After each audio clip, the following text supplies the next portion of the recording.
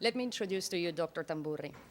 Anthony Julian Tamburri is Dean of the John D. Calandra Italian-American Institute of Queens College of the City University of New York and Professor of Italian and Italian-American Studies. He earned a PhD from the University of California, Berkeley, and he taught Italian and Italian-American Studies at Purdue University before he actually moved to Florida Atlantic University. It's a growing field, Italian-American Studies, and it's a field that is really in the making, and I think that we all realize that, those of us who are engaged in it. We all come from different sort of canonical disciplines. My background is, you heard, it's in Italian studies, and it's one of those things to the chagrin of some conservative Italian Americans, I always describe how you get involved in Italian American studies by quoting from Godfather 3. There's a scene when Al Pacino, Michael Corleone, is in the kitchen and he's talking to his sister and he thinks he's finally gone legit, and he says, just when you think you've gotten out, they suck you back in. And that's sort of been the experience, I think, of a lot of us in Italian American studies. What happened is that for whatever reason, we got sucked in. We got sucked in because of who we are. Now, that is, we live on the hyphen to some degree or another. We're constantly dancing, engaging in that dance. And so a lot of us are trying to, and the paper and all the writings that I've done for Italian American Studies, as you hear the strange titles, to hyphenate or not to hyphenate, and the semiotic of ethnicity.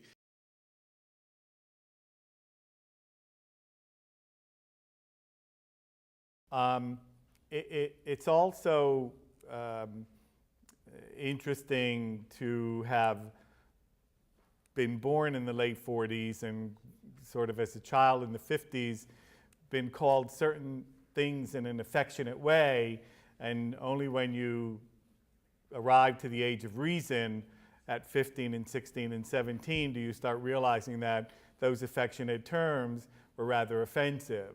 One term that was always used for me by who was my elementary school friend's mother, Irish American, was I was her black-eyed guinea friend. And I always thought that was a nice thing until I sort of got to the age of about 15 and realized there was something strange about that, and eventually realized what the problem was. But that's also an issue of living within a community, or as we also say, being part of the tribe. If you're part of the tribe, you can use certain language that others cannot use. And in some ways, that woman who used to call me a black-eyed guinea friend was actually not part of the tribe, but she was the only one who wasn't part of the tribe. So in a way, I guess, you know, wherever she may be 50 years later, she probably felt part of the tribe. The title that I gave was The Italian American Writer in Exile, at Home, Abroad, Wherever. Because when we deal with the notion of exile with regard to an exile really much more metaphorically than literally, with regard to Italian American cultural brokers, artists, critics, essayists, whatever, it's really threefold in origin. And I opened this paper by saying, first there's the issue of provenance. That is, what is the country of origin's interest in the well-being of the Italian American writer? That is, what does Italy think of us?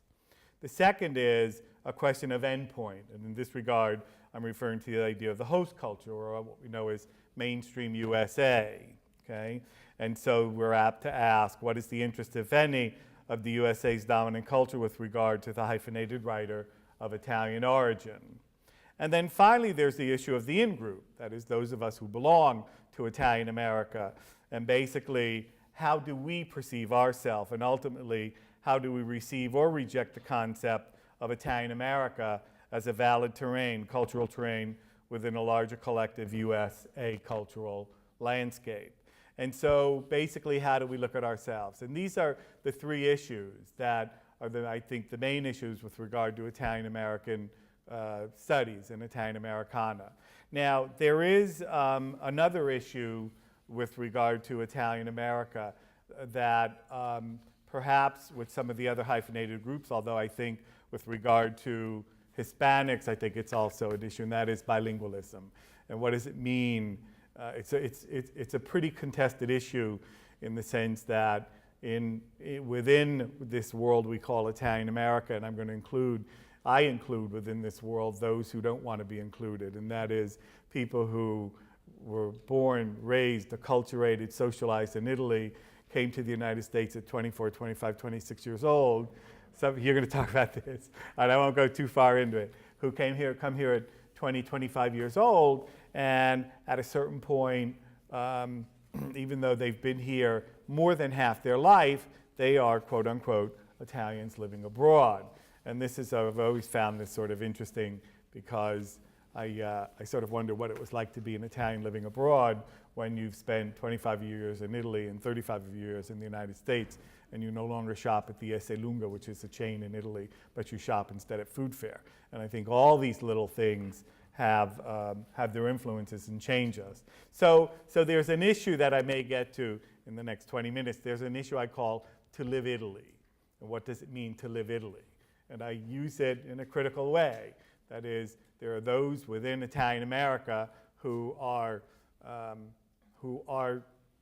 expatriates, as they call themselves. They're Italians living abroad. They're Italian writers abroad, and so on and so forth. And woe to he or she who calls them Italian Americans. Now, there's a section in my paper called From Italy to the US, or What Do They Think of Us? And here, this is really an issue for Italian American studies, and it becomes an extremely practical issue within the academy. It becomes a practical issue, it becomes an economic issue, because the question is, what do we do with cultural products that deal with Italian America when the academy tells us that there is no field as Italian American studies? And so it's a struggle that takes place. What are some of the remedies, or what are some of the counterpoints or the counter struggles? Well, one, as you heard, some of us got together and founded a journal. From that journal, we founded a press, and so on and so forth. And that's great. There are, in fact, 3 Italian American journals. Two of them are alive and well. One is sort of on hiatus. It's the one that's been on hiatus that's produced or was produced by the Calandra Institute, where I'm now the director, the dean and director. So there are 3, and that's great. But it's not great because as long as our writings aren't recorded, published, et cetera, in journals such as the American Quarterly or the Kenyan Review or other canonical United States, and Deborah, where's Deborah? Deborah, you said you weren't American. You are American, because remember that French, German, and Italian have an adjective for the United States. English doesn't have an adjective for the United States. And I think when you talk about a sort of philosophical linguistic question of, America is not just the United States, but it's Canada and it's everything down, right? So, until our work is constantly recorded in those venues, we really haven't made it, even though we've made it in other ways. And when I was looking at this, it was very interesting to see how in looking at the last 8 presidential, the internet is wonderful, we know. The internet can also bust us. And when you look at the last 8 or 9 presidential talks of the American Studies Association, some of them, they're all published in the first issue of the Journal of the American Quarterly. It's interesting that, it's curious, let's put it that way, and then we can go on to other adjectives that are more critical, that nowhere in the last 8 that I've perused on the internet, nowhere is the adjective Italian, nowhere is the adjective Italian American used, when instead the so-called 4 federally recognized affirmative action groups and other hyphenated groups are mentioned. And so from the viewpoint of Italian American, at home, the second, third, and fourth generation writer of Italian origin who wants to see him or herself as someone who belongs to this other group known as Italian America is not registered, not recognized by the sort of cultural brokers of American studies. This is the same thing, however, that goes on in Italy. It's the exact same thing. In Italy, but in Italy, there's a more curious situation. American studies in Italy is still very much a second-class group. It plays second fiddle to English studies. In Italy, English is the language you need to know. In Italy, if you go to, especially if you are Italian born and you've learned English, if you're going to get a job teaching English, you better have an English accent as opposed to an American accent, especially if you've lived in the Northeast and you have one of those crazy accents in the Northeast. That's either New York, Connecticut, Massachusetts. You're basically fried in Italy. You don't get a job. The interesting thing so one would think, oh, but of course they're going to be sensitive to the Italian-American dilemma or the Italian-American plight, au contraire, or anzi, as we say in Italian. There are a few American studies programs. There are a few American studies journals. They're run by people who are part of the power structure, let's say the establishment, yet Italian-American studies is not part and parcel of what they do. They don't include it. And if they include it, and there's a long section in this paper that deals with this one journal called Acoma, which of course is the name of supposedly the oldest pueblo in the United States, Acoma, in Colorado. It's some little town in Colorado, I think. Acoma is a very prestigious journal, edited by like I said, the sort of who's who of American studies in Italy. After about 7 or 8 years of being in existence, they finally published 3 articles on Italian-American studies. The interesting was that they were not original articles for that journal. They were things that were translated, so they were, for all practical purposes, recycled material. The idea that somebody in Italy might be writing on and therefore can publish on Italian-American studies in with an original product just doesn't seem to enter the mindset. In 2006, Acoma dedicated an issue to the literatures of the United States and basically went very sort of canonical, we might say, in that they basically followed the categories of what we would call the 4 federally recognized affirmative action groups, with a special section for the Jewish American writer, because they're different for this, and this reason. And so they had basically 5 hyphenated groups. The curious thing, of course, for those of us from Italian American studies, is that there was no mention of Italian American studies in these 4 groups. They used the same terminology that has been used in the United States by a small group of Americanists when dealing with Italian American studies, but for some reason, it was totally ignored. And so we have this situation where both in the United States and in Italy, by the so-called dominant culture or dominant cultural brokers, that Italian American studies has an issue or is ignored, let's say. But it's not just in these 2, and this is where the 3rd issue comes in. It's also within Italian America. Italian America is very much a segmented group, let's say.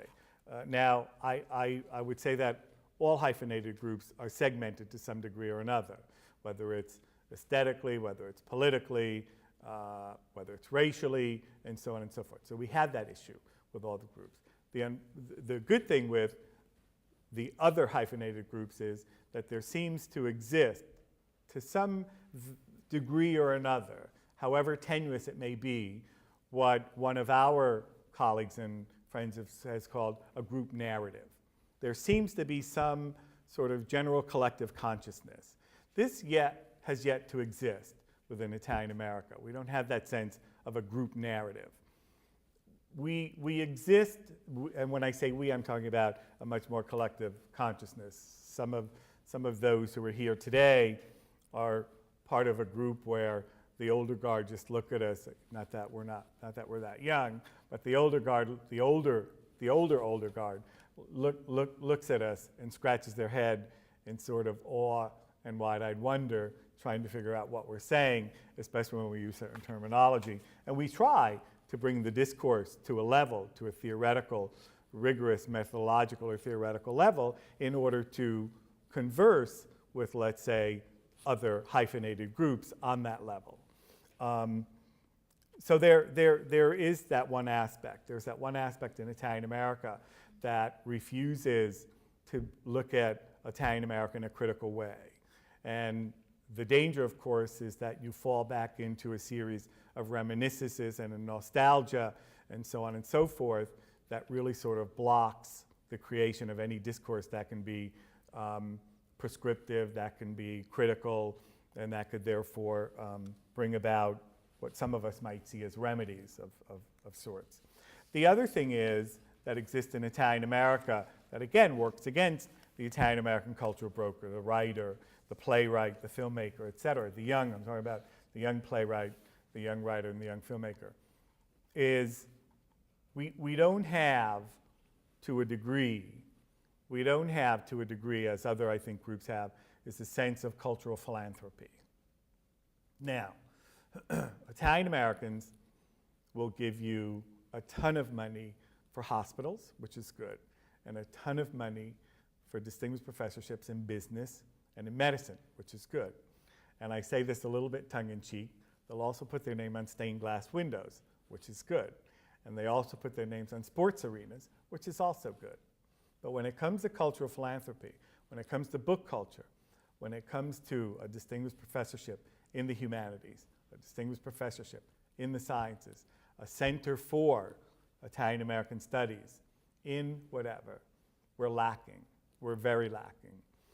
And until recently, until about 2 months ago, when it was announced that there were 2 chairs, one a visiting fellow program at UMass Dartmouth, and the other a chair in Italian and World Studies at Fitchburg State, which is a state college in Massachusetts. Until then, we can count the cultural philanthropists on one hand, and we had a finger or two to spare. In that sense, the situation is pretty bleak. So the other issue in Italian America is that we need, in spite of our history, we need to come to terms with negotiating, the ability to negotiate with other groups. And one of the real sort of touchy issues within Italian America is race. And in many ways, it's a contradiction that Italian Americans have become, a certain component, let's say, of Italian American has become so conservative with regard to race issues. When you think historically, Italian Americans were always represented in the late 19th century and beginning of the 20th century as non-white, dark, swarthy, dishonest, oversexed, excessive in everything. And when you think that in all the vignettes, the cartoons of the late 19th century, early 20th century are disparaging, to say the least. And when you think of celluloid America and the beginning of movies, it begins in 1905. It begins in the beginning of the movies, the silent era. In 1905, F.A. Dobson makes a movie called The Skyscrapers of New York. And we are introduced, America, the United States is introduced to Dago Pete. And Dago Pete has become an expression. There's Mustache Pete that some of you may know about. There's also Dago Pete. And Dago Pete was a two-bit thief who basically stole from his boss and blamed it on someone else and tried to get even with his boss, et cetera, and is also, by the way, stiletto carrying, because the idea that Italian Americans, they were swarthy and they carried stilettos and they were also dishonest and tried to rip you off. And so we have that history which we've forgotten, unfortunately, which contemporary Italian America has seemed to have forgotten, or which post-World II Italian America has seemed to have forgotten. And we need to go back and we need to revisit that history. We need to sort of reappropriate, we need to take possession again of our history and look at the pros and cons.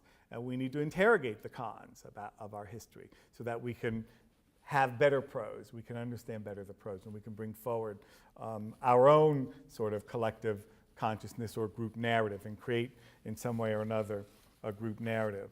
I want to close with 2 other things. And I won't go into it here, but I'll just sort of, I'll dangle it out in front of you. In part of this paper, I quote Cornel West. Cornel West said, in 1993, he opened up, I think it's chapter, I know because I looked at this recently, usually don't memorize these things. I think it's chapter 5, and I think it's like page 63. In his essay, Race Matters, in the small book, Race Matters. He says, the crisis in the African American community is that there is too much love and not enough money. we can say, with regard to Italian America, that the problem, if that's the word we want to use, with the Italian American community is that there is too much money and not enough self-love and not enough amor proprio. And one example I use is an example of a cultural figure, someone that everybody knows, who has transcended Italian America, who is Gay Talese. And this is my last point, and then I'll sort of close here, is Gay Talese. Or some of us call him Gay Talese, but we know him as Gay Talese. Now, Gay Talese, of course, was a successful journalist, a founder of a new mode of journalism, new journalism, right? And with Tom Wolfe, et cetera, et cetera. And what the curious thing about Gay Talese is that in 1993 he wrote an article, because he has the cultural currency to do so. He wrote an article entitled "Where Are the Italian American Novelists?" and he published it on the first page of the New York Times Book Review. And it went on and on and on. It was a very long article. But what it basically did was it showed his ignorance with regard to the history of Italian America, because his major point was basically that there weren't Italian American novelists. And the irony here is that in 1974, a woman named Rose Basile Green had published a book called The Italian American Novel, a documentation of an interaction between two cultures, in which she discusses well over 90 novels that span basically from 1885 to 1970. And in that book, there's also a bibliography of novels, of Italian American novels, that number somewhere around 215 or 220, that were published again from 1885 to about 1970, the bibliography, and published by places such as Random, Knopf, Dial Press, which no longer exists, but what was a good press, and so on and so forth. So in the case of a Gay Talese, someone who has that cultural currency, that is that value to be able to get things noticed, it's unfortunate that it is used in such a way that one could only presume is self-serving, in the sense that it coincided with the publication of his of the same year of his novel called Unto the Suns, which was basically a very conservative outlook on Italian America, a sort of novelized biography of his father's experiences, in which basically all Italian Americans were painted with the same, all Italian immigrants were painted with the same brush, and all seemed to be sympathizers, if you read that book, of Benito Mussolini, when we know that there was an issue in the Italian American community back then, the Italian community, about fascism in Italy, and you know, after the beginning of the century, the debacle of Italian